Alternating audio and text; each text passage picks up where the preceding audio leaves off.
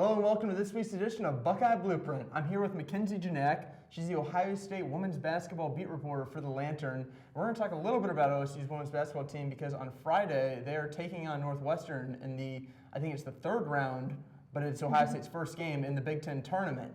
Now, I went to media availability yesterday for the team, and they had Kelsey Mitchell, who was just named the Big Ten Player of the Year, and Coach McGuff, and then Lene Harper, who was named 6th Player of the Year in the Big Ten. Every single one of them, they just seem locked in a way that I haven't really seen before. Do you get the same impression? Oh yeah, of course. I think even when you were asking them, if looking ahead to the NCAA tournament, they were focused in on this tournament, the Big Ten tournament in Indianapolis. So they're very locked in, and they're focused on the team at hand, so now that's Northwestern. And they said that they were focusing more on themselves this week just because with the flexibility, unpredictability of the tournament, they don't really know who they're going to play. So they've been focusing on themselves, what their strengths are, and they were super locked in, so it's going to be exciting to see what they do this tournament. Mm-hmm. It doesn't even seem like that's something that has been a recent development. Since they beat Michigan State, I think it's an 11-game winning streak that they've had, and it seems like every single game they just get more and more locked in. I know Shayla Cooper had told me a few games ago that they want to go 12-0 from that point, and now they've won, I believe, 4 of those games. Now they just need to win the rest. Yep. It's a pretty difficult task, in my opinion.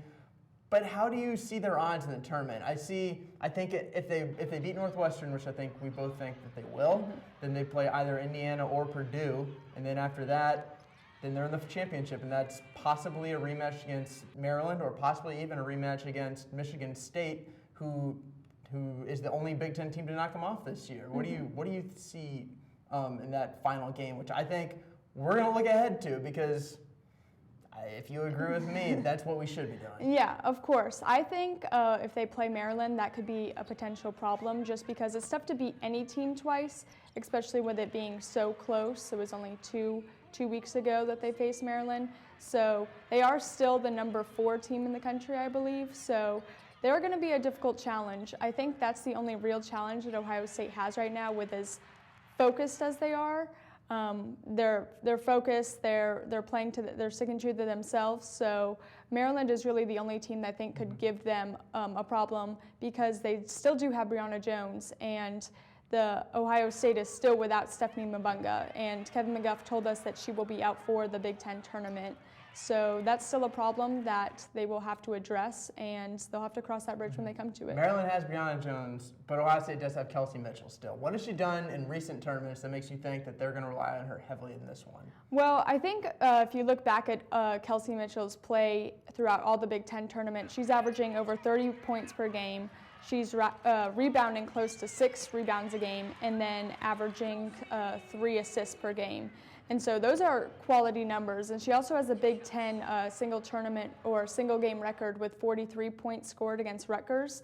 And so we know when the pressure's on, she comes to play. So that's definitely promising for Ohio State, considering they might go to the championship and play against a huge match against Maryland. Mm-hmm.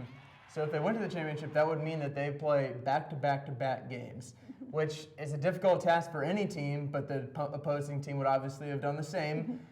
Ohio State, though, they're a little bit different in that they play this press game plan where they want to get on you from the beginning to end. And Coach McGuff said yesterday that he felt like they had gotten a little bit away from that prior to the last few games, but they're right back on the path that he wants them to be right now.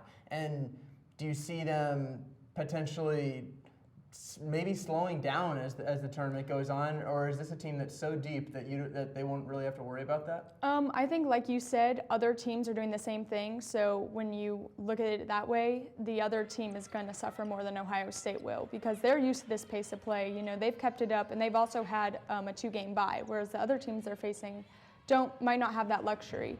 So they're going to keep up their pace of play. They're going to wear on the other team. And with as deep as Ohio State is, I don't think it will affect them that much. Even at practice, the players have said coach has not let up in practice. He's still keeping up with the conditioning so they're ready for games like this and for situations like the tournament where they play back-to-back-to-back.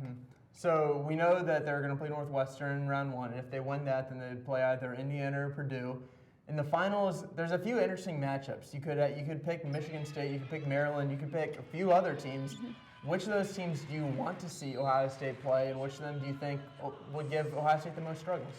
I think personally Michigan State would give Ohio State some of the most troubles, just because if you look past in their history, you know, they lost to Michigan State in the semifinals last year, similar to how they lost them this year, almost in a blowout. And Ohio State becomes an uncharacteristic, they don't become themselves when they play Michigan State. They're the team who's like falling behind 20 or so points. And so I think that'd be an interesting matchup, but I would really love to see them beat Maryland, because if they beat Maryland again for the second time, who knows what they're, I mean, that's a huge momentum swing going into the tournament. So I think that would be really exciting for Buckeye fans to see them beat Maryland again. Yeah, I really see the Buckeyes cruising to the finals. I think that this team is so locked in. And even without Mavunga, I haven't seen this from the team throughout the entire fall and early in the spring. I'm really excited to see what they do this tournament and in the future. Thank you so much, Mackenzie, for joining us this week on Buckeye Blueprint. And we'll be back after the tournament to talk a little bit before the NCAA tournament. Thank you so much. Thank you.